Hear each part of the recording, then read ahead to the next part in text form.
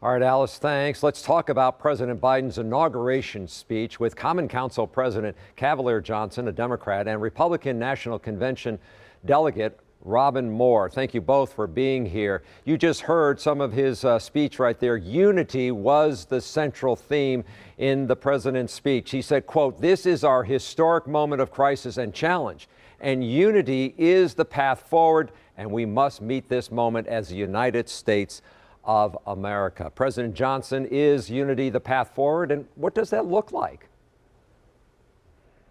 Well, thank you, Charles. Unity has to be the path forward. We saw too many times in the past 4 years where unity was not the path forward, and that put us in a situation where America became more divided than it ever has been. There are too many challenges that this country is facing right now for us not to come together and not to be united. President Biden made mention of those in his inaugural speech today. He talked about climate, he talked about racial justice, he talked about democracy, and he talked about making sure that all of us can come together around a known quantity of fact and truth. And we have to put that at the forefront and work together in order to move this country forward. Robin, when you look at that unity as the path forward, you see how divided we are about politics and the pandemic. Do you think Republicans want to take him at his word for now, give him a chance, and see what happens?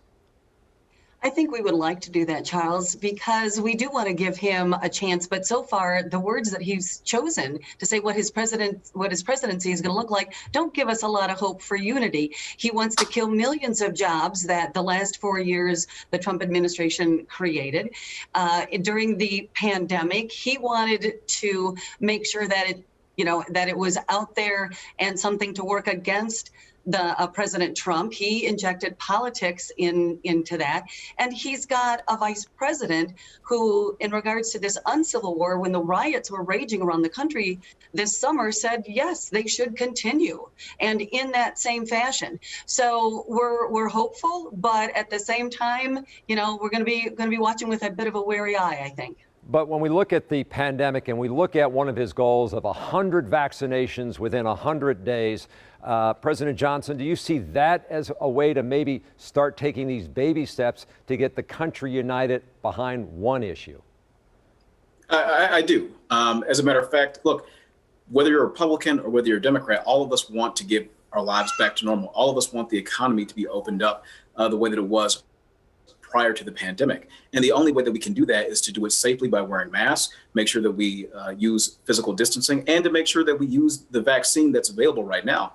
But I also want to go back and talk about, the racial justice marches that were happening last year versus what we saw 2 Wednesdays ago, where there was a violent terrorist group that tried to insurrect and overthrow the government in an attempted coup. Those are not the same. Those are apples and oranges. One, you had people of color demanding to be treated fairly under the law in the United States. And on the other hand, you had folks who were fed a bunch of lies and mistruths and they acted violently on those and tried to overthrow the government. They're not the same. I just want to be clear on that. So, Robin, when we look at these issues and when we can get people to sit down and talk about them, is there a way to find the common ground, or do we always have to say, see what the other side did?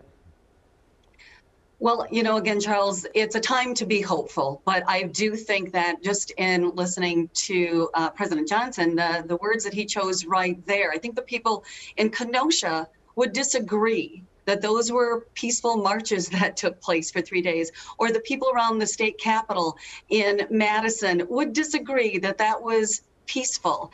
And yes, while we want to see our economy come back, and we could rally around getting our nation healthy, both from the pandemic and on the economy side, so far, we just don't see that being part of the plan.